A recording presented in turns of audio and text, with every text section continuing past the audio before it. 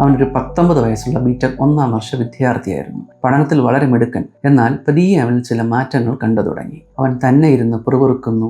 ക്ലാസ്സിലുള്ള മറ്റു വിദ്യാർത്ഥികൾ തന്നെ പറ്റി മോശമായി ഇല്ലാത്ത കാര്യങ്ങൾ പറഞ്ഞു വരുത്തുന്നു. ആരോ തന്നെ പിന്തുടരുന്നു. റൂമിനുള്ളിൽ ആരോ സ്പൈ ക്യാമറ വെച്ചിരിക്കുന്നു. തൻ്റെ ഫോൺ ഹാക്ക് ചെയ്യപ്പെട്ടിരിക്കുന്നു. സാറ്റലൈറ്റ് വഴി നിരന്തരം തന്നെ നിരീക്ഷിക്കുന്നു. തൻ്റെ ചിന്തകളെ പുറത്തുനിന്ന് ഏതോ ശക്തി നിയന്ത്രിക്കുന്നു എന്നൊക്കെ സംശയങ്ങൾ അവൻ പറയാൻ തുടങ്ങി. പഠനത്തിൽ പിന്നോട്ട് പോയി. കൂട്ടുകാരിൽ നിന്ന് ഒഴിഞ്ഞു മാറി. അവനെ അവൻ്റെ രക്ഷിതാക്കൾ പല ധ്യാന കേന്ദ്രത്തിൽ കൊണ്ടുപോയി. പല കൗൺസിലിങ്ങിനും വിധേയമാക്കി. എന്നാൽ അവൻ്റെ സ്വഭാവ സവിശേഷതകൾ വിട്ടുമാറാതെ നിലനിന്നു. അങ്ങനെ ഒരു 6 മാസം കഴിഞ്ഞാണ് അവനെ എൻ്റെ അടുത്തേക്ക് കൊണ്ടുവരുന്നത്.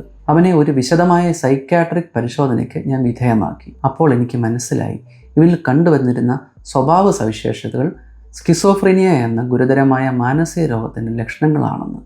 ഹായ്, എൻ്റെ പേര് doctor Christy Abraham, consultant psychiatrist. ഇന്ന് നമ്മൾ സംസാരിക്കാൻ പോകുന്നത് സ്കിസോഫ്രീനിയ എന്ന ഗുരുതരമായ മാനസിക രോഗത്തിനെക്കുറിച്ചാണ്. എന്താണ് സ്കിസോഫ്രീനിയ? സ്കിസോഫ്രീനിയ എന്ന പദം 2 വാക്കുകൾ ചേർന്നതാണ്. സ്കിസൻ എന്ന വാക്കിൻ്റെ അർത്ഥം പിളരുക, ടു സ്പ്ലിറ്റ് എന്നും ഫ്രൻ എന്ന വാക്കിൻ്റെ അർത്ഥം മനസ്സ്, മൈൻഡ് എന്നുമാണ്. സ്പ്ലിറ്റിംഗ് ഓഫ് മെൻ്റൽ ഫങ്ഷൻസിനെയാണ് ഈ വാക്കുകൊണ്ട് ഉദ്ദേശിക്കുന്നത്. മെൻ്റൽ ഫങ്ഷൻസായ തോട്ട്സ്, ഇമോഷൻസ്, ബിഹേവിയർ തമ്മിലുള്ള കണക്ഷനിൽ പ്രശ്നങ്ങൾ ഉണ്ടാകുന്നു. പുരുഷന്മാരിലും സ്ത്രീകളിലും രോഗം ഒരുപോലെ കാണപ്പെടുന്നുണ്ടെങ്കിലും സാധാരണയായി പുരുഷന്മാരിൽ സ്ത്രീകളെ അപേക്ഷിച്ചിട്ട് കുറച്ചുകൂടെ നേരത്തെ രോഗം പ്രത്യക്ഷപ്പെടാൻ സാധ്യതയുണ്ട്. പുരുഷന്മാരിൽ 15-നും 25-നും ഇടയിലും സ്ത്രീകളിൽ 25-നും 35-നും ഇടയിലുമാണ് ഈ രോഗം ആദ്യമായി കണ്ടു തുടങ്ങുന്നത്. സാധാരണയായി 100 പേരെടുത്താൽ ഒരാളിൽ താഴെ മാത്രമേ അസുഖം കാണാറുള്ളൂ. പക്ഷേ അച്ഛനോ അമ്മയ്ക്കോ സ്കിസോഫ്രീനിയ ഉണ്ടെങ്കിൽ കുട്ടിക്ക് വരാനുള്ള സാധ്യത 10%. ഇനി അച്ഛനും അമ്മയ്ക്കും ഈ അസുഖമുണ്ടെങ്കിൽ കുട്ടികൾക്ക് വരാനുള്ള സാധ്യത ഏകദേശം 40% വരെ കൂടാം. അതുപോലെ ഒരു ഐഡൻറ്റിക്കൽ ട്വിൻ സ്കിസോഫ്രീനിയ ഉണ്ടെങ്കിൽ മറ്റേ ആൾക്ക് വരാനുള്ള സാധ്യത 50%. അതായത് പകുതി ചാൻസ്. ഇനി സ്കിസോഫ്രീനിയ ഉണ്ടാകാനുള്ള കാരണങ്ങൾ എന്തൊക്കെയാണെന്ന് നമുക്ക് നോക്കാം. സ്കിസോഫ്രീനിയ തലച്ചോറിനെ ബാധിക്കുന്ന ഒരു രോഗമാണ്. ഈ അവസ്ഥയുള്ള വ്യക്തികളുടെ തലച്ചോറിൽ പലതരത്തിലുള്ള മാറ്റങ്ങൾ സംഭവിക്കാറുണ്ട്. ഒന്നാമതായി, തലച്ചോറിൻ്റെ ഉള്ളിലെ അറകളായ വെൻട്രിക്കിൾസിൻ്റെ വലിപ്പം കൂടുന്നു. രണ്ടാമതായി, തലച്ചോറിൻ്റെ ചില പ്രധാനപ്പെട്ട ഭാഗങ്ങളുടെ വലിപ്പം കുറയുന്നു. പ്രധാനമായിട്ടും നമ്മുടെ ചിന്തകൾ, ഓർമ്മകൾ, തീരുമാനങ്ങൾ എടുക്കുന്നതുമായി ബന്ധപ്പെട്ട ഭാഗങ്ങളായ pre frontal cortex, thalamus, amygdala, basal ganglia, cerebellum, hippocampus, parahippocampal gyrus തുടങ്ങിയ ഭാഗങ്ങൾ. മൂന്നാമതായി, ബ്രെയിൻ കണക്ടിവിറ്റിയിൽ ഉണ്ടാകുന്ന പ്രശ്നങ്ങളാണ്. തലച്ചോറിൻ്റെ വിവിധ ഭാഗങ്ങൾ തമ്മിലുള്ള ആശയവിനിമയം, കണക്ടിവിറ്റിയിൽ പ്രശ്നങ്ങളുണ്ടാകാം. ഇത് തലച്ചോറിൻ്റെ വിവിധ ഭാഗങ്ങൾ തമ്മിൽ ഒത്തൊരുമിച്ച് പ്രവർത്തിക്കുന്നതിനെ ബാധിക്കാം. വൈറ്റ് മാറ്ററിൽ ഉണ്ടാകുന്ന പ്രശ്നങ്ങളാണ് ഇതിന് കാരണം. നാലാമതായി, ന്യൂറൽ ആക്ടിവിറ്റിയിൽ ഉണ്ടാകുന്ന മാറ്റങ്ങളാണ്. തലച്ചോറിൻ്റെ ചില ഭാഗങ്ങളിലെ നാഡീകോശങ്ങൾ, ന്യൂറോൺസിൻ്റെ പ്രവർത്തനത്തിൽ വ്യത്യാസം ഉണ്ടാകുന്നു. അവസാനമായി, ഏറ്റവും പ്രധാനപ്പെട്ട ഒരു കാരണം ന്യൂറോ ട്രാൻസ്മിറ്റേഴ്സിലെ മാറ്റമാണ്. തലച്ചോറിൻ്റെ നാഡീകോശങ്ങൾ, ന്യൂറോൺസ് തമ്മിൽ ആശയവിനിമയം, കമ്മ്യൂണിക്കേഷൻ നടത്താൻ സഹായിക്കുന്ന രാസവസ്തുക്കളാണ് ന്യൂറോ ട്രാൻസ്മിറ്റേഴ്സ്. സ്കിസോഫ്രീനിയ ഉള്ളവരിൽ ഡോപാമിൻ, ഗ്ലൂട്ടമേറ്റ് തുടങ്ങിയ ന്യൂറോ ട്രാൻസ്മിറ്റേഴ്സിൻ്റെ അളവുകളിലോ പ്രവർത്തനങ്ങളിലോ വ്യത്യാസം കാണപ്പെടാറുണ്ട്. ഡോപാമിൻ്റെ അളവ് കൂടുന്നത് ഹാലൂസിനേഷൻ, ഡെലൂഷൻ പോലുള്ള പോസിറ്റീവ് സിംറ്റംസിന് കാരണമാകുന്നു. ഗ്ലൂട്ടമേറ്റിൻ്റെ അളവ് കുറയുന്നത് ശ്രദ്ധക്കുറവ്, ഓർമ്മക്കുറവ് പോലുള്ള നെഗറ്റീവ് സിംറ്റംസിന് കാരണമാകുന്നു. ഇനി സ്കിസോഫ്രീനിയ രോഗത്തിൻ്റെ സിംറ്റംസ്, ലക്ഷണങ്ങൾ എന്തൊക്കെയാണെന്ന് നമുക്ക് നോക്കാം. സ്കിസോഫ്രീനിയയുടെ ലക്ഷണങ്ങളെ 3ആയി നമുക്ക് തരംതിരിക്കാം. Positive symptoms, negative symptoms, cognitive symptoms. Positive സിംറ്റംസിൽ വരുന്നതാണ് ഡെലൂഷൻസും ഹാലൂസിനേഷൻസും.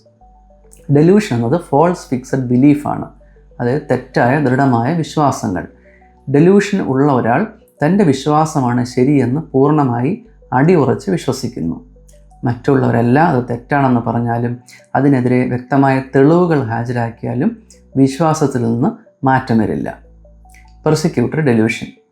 മറ്റൊരാൾ തന്നെ അപായപ്പെടുത്താൻ നോക്കുന്നു, കൊല്ലാൻ നോക്കുന്നു, സ്വന്തം വീട്ടുകാർ ഭക്ഷണത്തിൽ വിഷം തരുന്നു, അയൽവക്കക്കാർ തനിക്കെതിരെ ഗൂഢാലോചന ചെയ്യുന്നു, തനിക്കെതിരെ കൂടോത്രം ചെയ്യുന്നു, ഏതൊക്കെയോ സ്പൈ ഏജൻസീസ് തൻ്റെ വീട്ടിനകത്ത് ക്യാമറ വെച്ചിരിക്കുന്നു, തൻ്റെ മൊബൈൽ ഹാക്ക് ചെയ്തിരിക്കുന്നു, സാറ്റലൈറ്റ് വഴി നിരീക്ഷിക്കുന്നു. ഇതാണ് ഏറ്റവും സാധാരണമായ ഡെലൂഷൻ. Delusion of reference. 2 പേരിന്ന് സംസാരിക്കുന്നത് കണ്ടു കഴിഞ്ഞാൽ അത് തന്നെപ്പറ്റി കുറ്റം പറഞ്ഞ് സംസാരിക്കുന്നതാണെന്ന് തോന്നുക.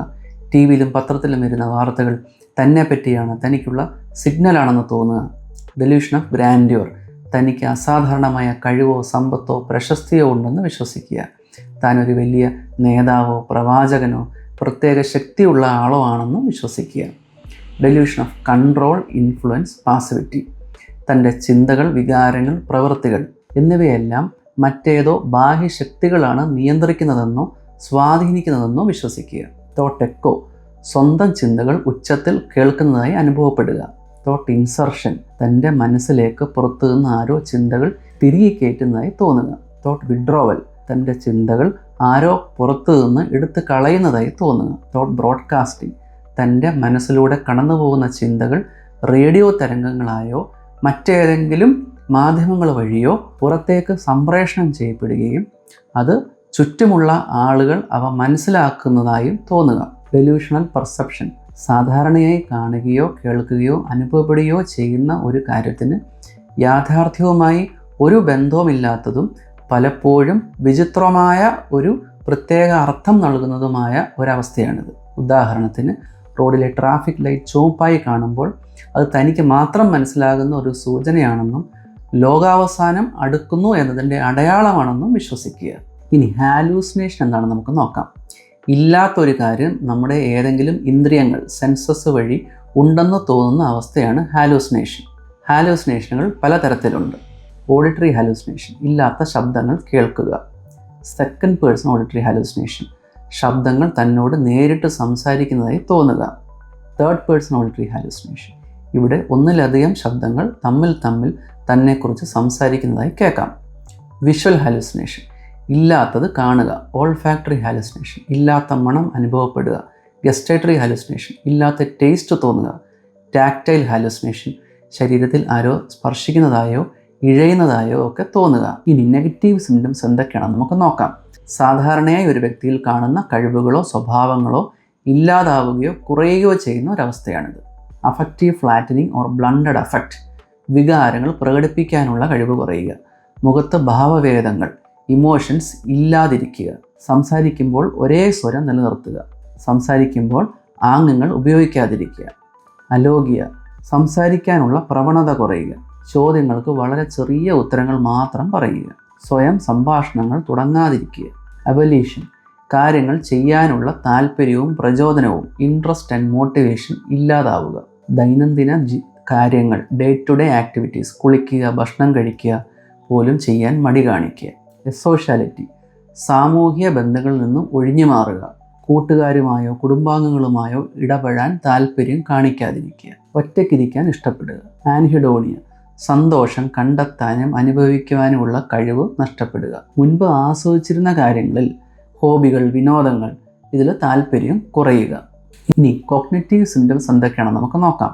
ഓർമ്മക്കുറവ്, ശ്രദ്ധക്കുറവ്, കാര്യങ്ങൾ പ്ലാൻ ചെയ്ത് ചെയ്യാനുള്ള ബുദ്ധിമുട്ട്, തീരുമാനങ്ങൾ എടുക്കാനുള്ള ബുദ്ധിമുട്ട്. പ്രോസസ്സിംഗ് സ്പീഡ് കുറയുക, അതായത് കാര്യങ്ങൾ ഗ്രഹിക്കാനും മനസ്സിലാക്കാനും പ്രതികരിക്കാനുള്ള വേഗത കുറയുക. ഡിസോർഗനൈസ് തിങ്കിങ് ആൻഡ് സ്പീച്ച്, ചിന്തകൾ തമ്മിൽ ബന്ധമില്ലാതാവുക.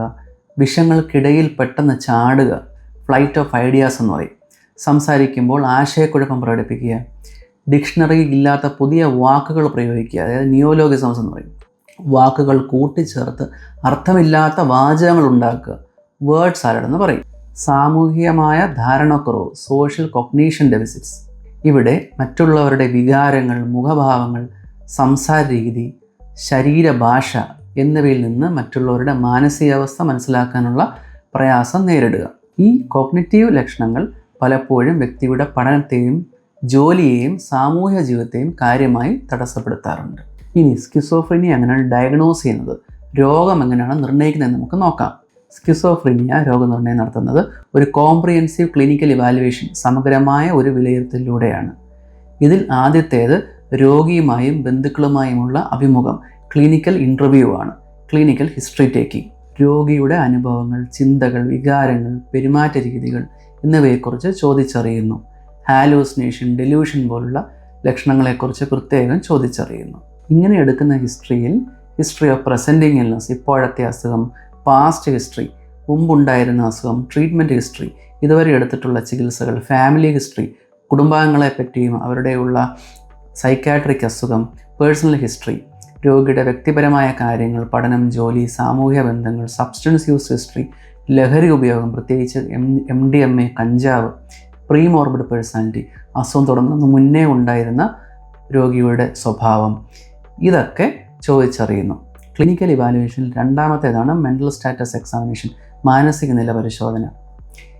ഇതിൽ നമ്മൾ നോക്കുന്നത് രോഗിയുടെ ജനറൽ അപ്പിയറൻസ്, പെരുമാറ്റ രീതി, ശരീരഭാഷ, സംസാര രീതി, ചിന്തകളുടെ ഒഴുക്ക്, സംശയങ്ങൾ, ഡെലൂഷൻസ്, മൂഡ്, ഹാലൂസിനേഷൻസ്, സ്ഥലകാലബോധം, ശ്രദ്ധ, ഓർമ്മശക്തി, ബുദ്ധിശക്തി, തീരുമാനങ്ങൾ എടുക്കാനുള്ള കഴിവ്, ഇൻസൈറ്റ്, രോഗത്തെക്കുറിച്ചുള്ള തിരിച്ചറിവ് തുടങ്ങിയവ നിരീക്ഷിക്കുകയും വിലയിരുത്തുകയും ചെയ്യുന്നു. കഞ്ചാവ്, MDMA തുടങ്ങിയവയുടെ ഉപയോഗം അല്ലെങ്കിൽ മറ്റ് ശാരീരിക രോഗങ്ങൾ, തലച്ചോറിലെ ട്യൂമർ, അപസ്മാരം, ചില അണുബാധകൾ എന്നിവ കാരണങ്ങളല്ല ഈ ലക്ഷണങ്ങളെന്ന് ഉറപ്പിക്കാൻ ശാരീരിക പരിശോധനകളും ഫിസിക്കൽ എക്സാമിനേഷൻ, ചിലപ്പോൾ രക്തപരിശോധന, തലച്ചോറിൻ്റെ സ്കാനിങ്, MRI, CT പോലുള്ള പരിശോധനകളും ചിലപ്പോൾ നടത്താറുണ്ട്. എന്നാൽ സ്കിസോഫ്രീനിയ നിർണ്ണയിക്കാൻ മാത്രമായി പ്രത്യേകിച്ച് ലബോറട്ടറി പരിശോധനകളോ സ്കാനിങ്ങുകളോ നിലവിലില്ല. ഇങ്ങനെ ഹിസ്റ്ററിയിലൂടെയും മെൻ്റൽ സ്റ്റാറ്റസ് എക്സാമിനേഷനിലൂടെയും കിട്ടുന്ന സിംറ്റംസും സൈൻസും രോഗനിർണയ മാനദണ്ഡങ്ങൾ, ഡയഗ്നോസ്റ്റിക് ക്രൈറ്റീരിയയുമായി ഒത്തുനോക്കുന്നു. അമേരിക്കൻ സൈക്യാട്രിക് അസോസിയേഷൻ്റെ diagnostic and statistical manual of mental disorders DSM-5 അല്ലെങ്കിൽ ലോകാരോഗ്യ സംഘടനയുടെ international classification of diseases ICD-11 മാനദണ്ഡങ്ങളാണ് രോഗനിർണയത്തിനായി ഉപയോഗിക്കുന്നത്. ഈ മാനദണ്ഡങ്ങൾ അനുസരിച്ച് സ്കിസോഫ്രീനിയ നിർണ്ണയിക്കാൻ ചില പ്രത്യേക ലക്ഷണങ്ങൾ ഒരു നിശ്ചിത കാലയളവിലേക്ക് നിലനിൽക്കണം. ഇനി സ്കിസോഫ്രീനിയ രോഗത്തിൻ്റെ ട്രീറ്റ്മെൻറ്റ്, ചികിത്സ എങ്ങനെയാണ് നമുക്ക് നോക്കാം. സ്കിസോഫ്രീനിയ രോഗം ചികിത്സിക്കുന്നത് പ്രധാനമായും ആൻറ്റിസൈക്കോട്ടിക് മരുന്നുകൾ ഉപയോഗിച്ചാണ്. ഈ മരുന്നുകൾ തലച്ചോറിലെ ഡോപാമിൻ, സെറോട്ടോണിൻ പോലുള്ള രാസവസ്തുക്കളുടെ പ്രവർത്തനം ക്രമീകരിച്ച് ഹാലൂസിനേഷൻ, ഡെലൂഷൻ തുടങ്ങിയ ലക്ഷണങ്ങളെ നിയന്ത്രിക്കാൻ സഹായിക്കുന്നു. ഫസ്റ്റ് ജനറേഷൻ ആൻറ്റിസൈക്കോട്ടിക് മരുന്നുകൾ ഡോപാമിൻ ന്യൂറോ ട്രാൻസ്മിറ്റേഴ്സിൻ്റെ അളവിനെ നിയന്ത്രിക്കുന്നു. ഉദാഹരണത്തിന് ഹാലോപെർഡോൾ, ട്രൈഫ്ലൂപ്പറാസിൻ, ക്ലോർപ്രോമിസിൻ തുടങ്ങിയ മരുന്നുകൾ. സെക്കൻഡ് ജനറേഷൻ ആൻറ്റിസൈക്കോട്ടിക് മരുന്നുകൾ ഡോപാമിൻ കൂടാതെ സെറോട്ടോണിൻ, ഗ്ലൂട്ടമേറ്റ് തുടങ്ങിയ ന്യൂറോ ട്രാൻസ്മിറ്റേഴ്സിൻ്റെ അളവിനെയും നിയന്ത്രിക്കുന്നു. ഉദാഹരണത്തിന് റിസ്പെർഡോൺ, ഒലാൻസെപ്പിൻ, ക്വിറ്റിയാപ്പിൻ, അരിപിപ്രസോൾ തുടങ്ങിയ മരുന്നുകൾ. ദിവസവും ഗുളിക കഴിക്കാൻ ബുദ്ധിമുട്ടുള്ളവർക്കോ മരുന്ന് മുടങ്ങാൻ സാധ്യതയുള്ളവർക്കോ 2 ആഴ്ച കൂടുമ്പോഴോ മാസത്തിലൊരിക്കലോ ലോങ് ആക്ടിംഗ് ഇഞ്ചക്ഷൻസ് ഉപയോഗിക്കാം. കൗൺസിലിങ്ങിലൂടെ രോഗിയെയും ബന്ധുക്കളെയും രോഗത്തെക്കുറിച്ചും ചികിത്സയെക്കുറിച്ചും ബോധവൽക്കരിക്കുന്നു. ഫാമിലി തെറാപ്പിയിലൂടെ രോഗിയെ എങ്ങനെ പിന്തുണയ്ക്കാമെന്ന് പറഞ്ഞു കൊടുക്കുന്നു. കുടുംബത്തിലെ പ്രശ്നങ്ങൾ പരിഹരിക്കാൻ ഇത് സഹായിക്കും. സോഷ്യൽ സ്കിൽസ് ട്രെയിനിങ്ങിലൂടെ മറ്റുള്ളവരുമായി ഫലപ്രദമായി ആശയവിനിമയം നടത്താനും സാമൂഹ്യ സാഹചര്യങ്ങൾ പെരുമാറാനും പഠിപ്പിച്ചു കൊടുക്കുന്നു. ഇനി രോഗത്തിൻ്റെ ഭാവി, പ്രൊഗ്നോസിസ് എങ്ങനെയാണ് നമുക്ക് നോക്കാം. ഏകദേശം 25% ആൾക്കാർക്ക് സ്കിസോഫ്രീനിയയിൽ നിന്ന് പൂർണ്ണമായ രോഗമുക്തി നേടാൻ സാധ്യതയുണ്ട്. ഇവർക്ക് കാര്യമായ രോഗലക്ഷണങ്ങളോ ബുദ്ധിമുട്ടുകളോ ഇല്ലാതെ സാധാരണ ജീവിതത്തിലേക്ക് മടങ്ങി വരാൻ സാധിക്കും. അടുത്ത ഏകദേശം 25% ആൾക്കാർക്ക് ചികിത്സയിലൂടെ കാര്യമായ പുരോഗതി ഉണ്ടാകും. എന്നാൽ ചെറിയ തോതിലുള്ള രോഗലക്ഷണങ്ങൾ നിലനിൽക്കാൻ സാധ്യതയുണ്ട്. അടുത്ത ഏകദേശം 25% ആൾക്കാർക്ക് ചികിത്സയിലൂടെ കുറച്ച് പുരോഗതി ഉണ്ടാകുമെങ്കിലും രോഗം ഒരു പ്രധാന വെല്ലുവിളിയായി തുടരും. അവസാനത്തെ ഒരു 25% ആൾക്കാർക്ക് രോഗം വിട്ടുമാറാതെ നിലനിൽക്കാൻ സാധ്യതയുണ്ട്. നിങ്ങൾക്കോ നിങ്ങളുടെ പ്രിയപ്പെട്ടവർക്കോ സ്കിസോഫ്രീനിയ ലക്ഷണങ്ങൾ ഉണ്ടെന്ന് സംശയമുണ്ടെങ്കിൽ ഒരു സൈക്യാട്രിസ്റ്റിനെ എത്രയും വേഗം കൺസൾട്ട് ചെയ്യുക. ഓർക്കുക, ചികിത്സ എടുക്കാൻ വൈകും തോറും അസുഖം ചികിത്സിച്ച് മാറ്റാനുള്ള സാധ്യത കുറയും. Thank you.